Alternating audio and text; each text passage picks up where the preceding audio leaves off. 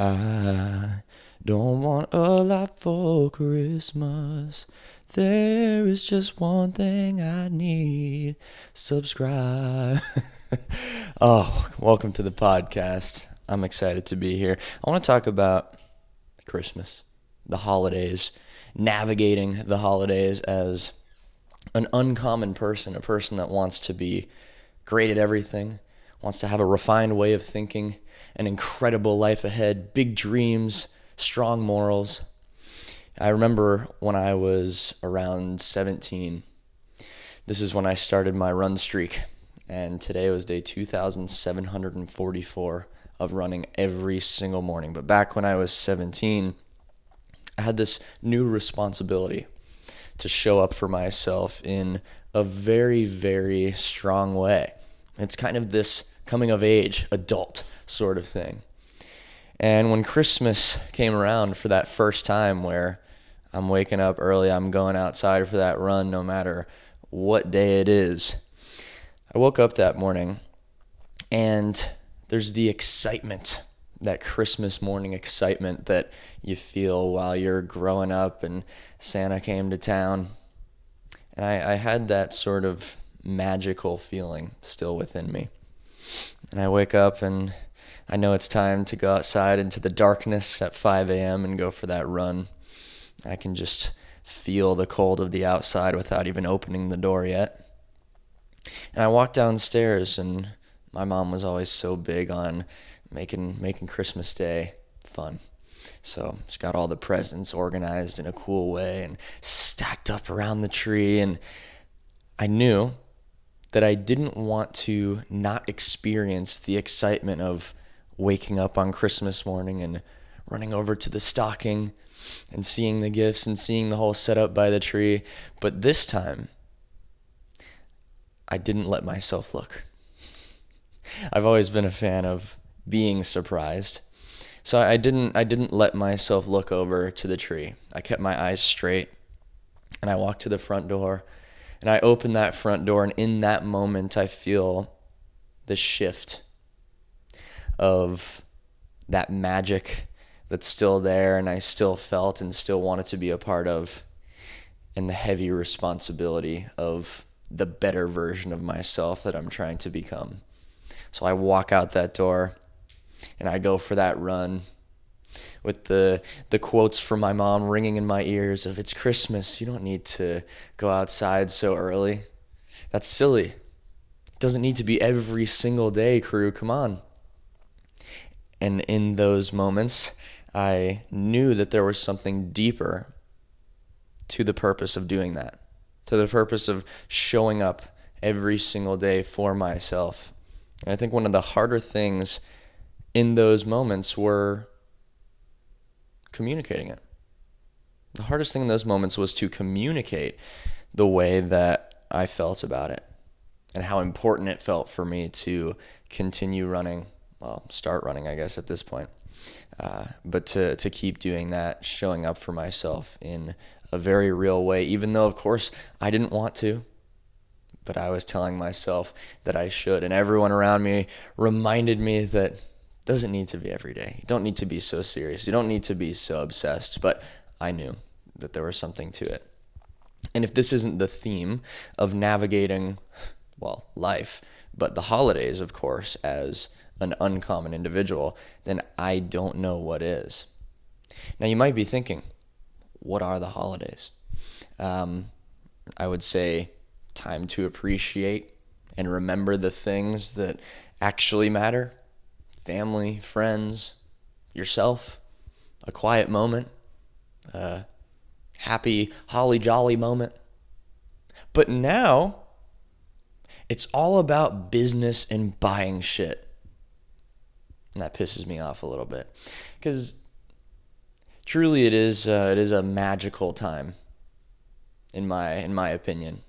And surely this time being magical has been ingrained in my mind as I have been placed into this society that utilizes these holidays as a brand new marketing scheme and all of this kind of stuff. But I will still say that there seems to feel some sort of magic in these times. And I like to embrace that. But then the moment it turns into this consumerism, buying things, stress, boils my blood. And it's unfortunate because, again, the opportunity for these times to be absolutely incredible is there. And I think we all can feel a little bit of that opportunity, and then it just gets bombarded with the transactional responsibility. And I just don't think that that's right. And how genius of these large companies and brands to, I don't know, probably create these damn holidays. You know, Christmas, that's a bit of a heavier one in terms of religious history, but, when it comes to some of these other halfway holidays, I'll say, it's a great opportunity to just bank on society. And my wish is that we can get down to the root once again. I'm all for giving and receiving gifts. That's pretty cool. Can't lie. And if you would have asked me when I was 13 years old, hey, what's the meaning of Christmas? I would have said, probably getting a new iPod Touch. Because there is something cool about getting a new thing. But damn, have we veered a bit too far. And I just think there's a lot more to appreciate than just the stuff. As well as this consumerism heavy sort of thing, for whatever reason, we all play this trick on ourselves that the holidays are the times to relax and take a break from life. Now, relaxation is important. Comfort is important. But doing that in a self-destructive, kind of leaving yourself out to dry kind of way is not productive at all. And it doesn't make you feel cared for by yourself. And it's just so funny to think, how could Valentine's Day or something, or how could Thanksgiving in nearly everybody's mind compute as, oh, well, this is just a time to disconnect, log out of life. This day, there's something special to it where I don't need to show up for myself. I don't need to do any of these things that I've told myself mean a lot. This is just a free pass kind of day, get out of jail free card kind of day. And I see these days as the most important. These are the most important days to show up for yourself because everybody else is saying, oh, come on, sit back and relax. Sure, sit back and relax, but do it after you show up for yourself. And it doesn't have to be running an ultra marathon, but if you could just get your freaking feet on the pavement for a jog, if you could just get to the gym, if you could cook yourself some healthy meals, that's a strong payment to your own self-respect. And most of the world isn't doing that, which is really unfortunate. The ability to respect yourself and feel cared for by yourself is literally right there, and almost nobody is doing it. So now, when you become the person that does these things, oh my goodness gracious, you're holding up the mirror to everybody else. You're going, see what I'm doing? Are you doing the same? They don't see you as just a completely separate thing from them, and they're judging you without their own bias. You're going to get all these judgments and questions and whatnot throughout the holidays because you're holding that mirror up going, what are you doing? And it makes people reflect. And most people do not like to reflect, especially during the holidays. This is supposed to be the free pass. What are you doing? So the flack you might catch for trying to eat healthy on Thanksgiving or go for that morning run on Christmas, whatever it might be, it makes sense. And I would say, yeah, let's figure out a way around that. But you don't get away from that. You embrace that. If people are going to ask you why, well, have an answer. Because you might as well teach them something in the process of you being an absolute pain in the ass to everybody around you. And then the further extent of this is you become so steadfast in your respect for yourself and those around you, which they might not see, but the respect for them, that people start to pick up on these things. They start to learn. And years down the line of you treating yourself like gold, you start to see other people catching on and doing similar things. They might ask you what you're cooking. They might ask you how you're feeling because they've felt sick for the past 3 weeks and nothing's working. They might ask you about your runs. They might ask you about the person that you are as a result of being so devout in the pursuit of looking out for yourself. What a cool thing. And it's pretty inevitable, honestly, because if there's two people that have to be together for the rest of their lives, and one is going in a direction, the other one's going in a different direction, the one with a stronger pursuit is going to be the magnet. And I'm not saying this is a healthy relationship dynamic, but I'm just saying if you are swimming against that current so freaking hard, well, guess what? The current turns around. And it takes a long time for that to happen, but it actually does happen. Now, I think the holidays, again, are the perfect opportunity to maintain your standards because, look, it's harder to do. You have more resistance. That current you're swimming against is stronger. Societally, probably personally, within yourself, you're going, man, I don't get the free pass. What the hell? And you gotta embrace that. I always say for my running, right? If I run on a normal day, cool, good, decent.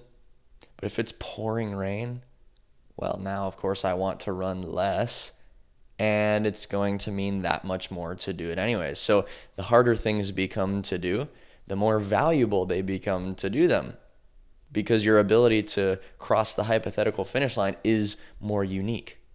It is not as common, and things that are less common are more valuable, I think. Surely there are some exceptions to that. Now, I want to talk about this identity aspect of being a massive pain in the ass, especially during the holidays. Again, this is something to embrace. Of course, you're a pain in the ass because you're holding up that mirror.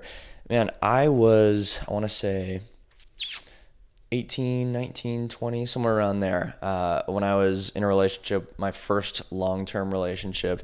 And my girlfriend at the time, her family was Puerto Rican. Yeah, Puerto Rican.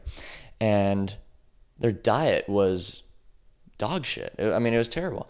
And of course, being the pain in the ass that I am and was, I would bring my food over every time I would go over to their house. So I'd be cooking up my beef and rice, and I'd get the questions, I'd get the looks, and I had the answers and I had the looks back. When you're doing the quote-unquote right thing, I'm not going to say it's completely scientifically correct what I was doing, but the right thing for me, right? When you're doing the right thing, you're going to get so many questions, so much pushback. But it's interesting, right? People who are just bullshitting away, they don't get all the questions. Same thing with drinking. Do you realize how many people ask me, well, you've never drank alcohol? Well, would you drink for $100,000? Would you do that? And I'm getting all the questions. I'm going, why don't you get any of the questions? Because it seems like this mass approach to doing something that's horrible for you, that ought to deserve the questioning, no? So you'll go through these periods of recognizing that, man, I'm such a pain in the ass. But it's so funny reflecting on these times because, yeah, I'm getting the looks. It was a little bit awkward. But then I explain and people start to get it and start to understand you. If I didn't have the confidence behind it, that, of course, would not have been the case. But you start to develop a very resilient character in the way that you're trying to look out for yourself and, again, do the right thing. That's pretty damn powerful. So we often shy away from the things that are going to receive or create questioning towards us. Create the things that are going to have people questioning the shit out of you because then you got people interested in you. And if you know anything about wanting to change the world, which is a big goal of mine, these questions are perfect. This is the work that I do. This is how I'm trying to help people transform in life, in lifestyle, in relationship to other people. Because when you can have the confidence behind something perhaps unique but very sure, holy cow, I mean, that is life-changing, not only for yourself, but that does change the world. So I help uncommon people become disciplined, healthy, confident, because the uncommon people having an uncommon confidence about themselves, come on now, that gets me fired up. If you feel like you're one of those uncommon people, know that I do mentorship, and you can apply to work one-on-one with me to build that discipline, the lifestyle that you want to have, the fitness you want to achieve, and the confidence that you want to back all of it up. You can apply. Link to do so will be in the description and show notes of the podcast. But this is my obsession. Fired up. Absolutely fired up. So being okay with receiving the pushback and the questions. Do you realize in conversations, I'll bring up stuff about myself that I know people are going to disagree with or feel a little bit off about, because it's just putting that confidence to the test every single time. And you know what? Maybe I learn something. Maybe I take away a new perspective, which is beautiful. And maybe I teach them something else. Maybe I give them the essence of somebody that they've never experienced. Most of the people that I meet newly in these times lately, the way that I communicate and hang out and chat and make jokes, people never ever assume that I live the way that I do and I hold the standards to myself, or I hold the standards that I do. That's pretty unique for people that experience me saying a bunch of stupid shit, but then realizing how serious I am about my lifestyle. So embrace the hell out of that. It's actually incredible. So I know that not having the confidence in this realm is so tough. So I spoke about my mom asking me, why do you have to do this every day? This is silly, and kind of giving very reasonable kind of pushback as I'm starting this running thing, being younger, being real serious. Wow, I created a word. Being really serious, being really obsessed and serious about this daily thing, and nothing can get in the way of it. And I realized that when she would ask me, why are you doing this? And then I'm going back through the tape of the podcast that I film in my own mind, knowing that a freaking brilliant answer is there, but I couldn't speak it. That is frustrating. That crushes you, because you're going, wait, I had the answer, but now I don't know how to tell you. So I mean, this was so common in my life growing up. I would have the best conversation with myself. Every day I'm going, dude, if this could just be broadcasted somewhere, this would change the world today. And then realizing that my ability to actually speak those words to other people, and other people that don't fully understand me like I understand myself, that's a hard thing to overcome. So it became very evident that I needed to work on the ability to actually communicate outwardly and resonate with other people. And I'm working on this every single day. What am I doing right now? Just that. Trying to convey who I am, what I am, how I am to anybody that wants to learn from that. And it is absolutely never perfect. So I mentioned earlier, I have a little note here, doing things differently will hold up the mirror to other people. Of course. You are a reflection. You have to remember that. Or you're making other people face their own reflection, which is not always fun for them. But some people will respect the hell out of it. I will tell you that. So with kind of this high standard sort of living, this uncommon sort of living, you have high standards. You have to maintain them. Don't put that burden on other people. If I was going to be picky about how I'm eating at the family gatherings and whatnot, but I'm expecting someone else to take care of that for me and cater to me, it's pretty selfish. So I've always said that I'm pretty high maintenance and I maintain highly. because I take care of my high standards. I take on that responsibility. And I love that responsibility because it means something powerful. Everybody wants to be the strongest person ever, or the fastest person ever, or the smartest person ever, until you realize that the strongest person ever has to carry the heaviest weights, and the fastest person ever has to run the farthest the fastest, and the smartest person ever has to comprehend the most complex ideas. That's a fat responsibility. That's a lot. So we like the product of responsibility, but we don't often like holding that responsibility. So if you can shift that in your mind and say responsibility is the gift. Responsibility is the thing that I'm looking for. I want all of the things weighing on me because I'm going to get real strong as I'm carrying them throughout my life and overcoming the things that get in my way. Responsibility is everything. So I want to kind of explain what to do. Just some practical, down-to-earth takeaways from listening to this as you navigate the holidays. Maintain or start to exercise daily. If you don't exercise daily, don't wait until the whole New Year shit. Please, I'm begging you to not wait until then to start to move your body. And if you do already exercise, don't use this as the time to screw off. Just maintain or start. And it does not have to be so crazy outside of your realm of physical capabilities. Just move your body, do it consistently, create the data that shows you, oh, I care about myself. Because that is a really, really beautiful thing. And the holidays are a really, really beautiful time to embrace that side of your life. And you get into the new year and you're just continuing to live instead of getting into the new year and going, damn, I should have started blank X amount of time ago. Oh, it's the new year and I'm back to working and back to the normal routine, but now I feel overwhelmed about normal life anyways because I was having this whole holiday time and now it's back to reality and it feels like shit.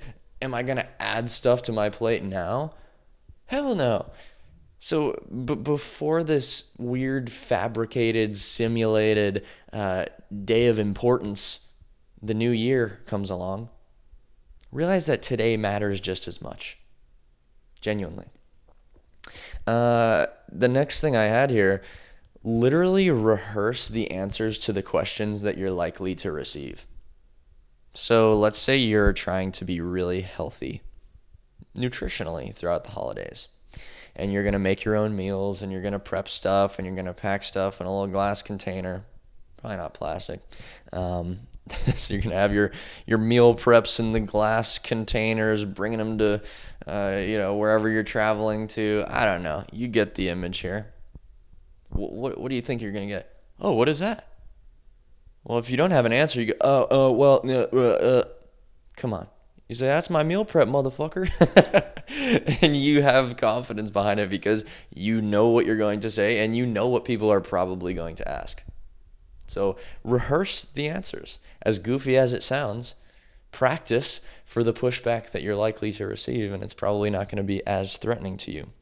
Now, family's a really interesting little window into chaos for most people, into this weird state of being kind of a kid again, because I'm 25, but when I'm with my family, I feel like I'm much younger because it just, it's that weird dynamic. And often people have the arguments and the tension and the person that they don't like and whatever else it is. In these times, utilize the third person perspective for yourself. You might have heard me talk about this before, but when you are in any situation, if you have enough awareness, you can zoom out and kind of watch yourself experience the thing instead of just experiencing it ultra first person. Of course, you're going to be there, you're going to be hearing people's voices, you're going to be getting the stimuli of that. But if you can zoom out and watch the situation as if you were the all-knowing narrator of your story, you can pick up on a lot of things, and you can kind of remove the emotional draw to get tied into it so far. So when you're in an argument, you can use that third person perspective and zoom out and go, oh, look, it's just me bickering back and forth with this person that doesn't want to understand. I don't want to understand them. Let me find this weird little internal piece, and then I can direct this to go exactly how I want it to. So utilize this third person when you're in these weird vacuums of family or friend weirdness, and you'll find that it's pretty interesting. And last but not least, have a beautiful holiday. I appreciate the heck out of you. If you're listening to the pod, it means so much that you're a part of my journey of trying to change the world and equip people with the ability to critically think for themselves and be real individuals and become disciplined, healthy, confident, as uncommon people might try to be. Have a beautiful holiday. And I'm going to try and do the exact same thing. And to finish off here, I got my little podcast ending notes. If you're watching this on YouTube, make sure to subscribe so you don't miss next week's episode. Leave a like if you liked or loved it, and comment what you thought. I'd love to hear from you, and I will get back to you, though it might take a minute in some cases. If you are listening on Spotify, you can leave a 5-star rating on the show. Would appreciate the heck out of that. And comment on Spotify as well, because I want to hear from you. You already know. My newsletter. I write 2 newsletters every single week, and I send them out for free. If you want to sign up to receive those, you can subscribe at the link in the show notes and description of the episode. I do a similar style of deep dive, but it might be a little bit more compact and refined, because I try to make my writing very clear, very concise. It's not always perfect, but a little more straightforward, so you can screenshot some quotes you like, share with your friends, make it your screensaver, whatever you got to do to get the ideas drilled into your mind. Do it. Now, if you want the newsletter, sign up. Love writing those. And oh shit, 3 words that really matter. No phone dinner. If you're not doing the no phone dinner through the holidays, you're missing out also. But look, you don't need distractions, at least while you're eating. At least for the 15, 20, 30 minutes, however long it takes you to eat your dinner at night, don't have your phone out. Don't have the laptop open. Don't have the TV going. Use that as the sickest opportunity ever to just take in the moment. Look around, right? See the texture of the walls. Look out the window. Just get down to the present moment. Get down to that humanity and do the no phone dinner through the holidays. And like I said earlier in the episode, if you need help, if you need guidance carrying out any of the things that I've talked about in this episode, you can apply for my mentorship in the description and show notes of this episode. Can't wait to see you and talk to you and help you absolutely change your life if you are the right person. So that's all we got. Podcast done. Have a beautiful holiday. I'll see you in the next one. Bye-bye.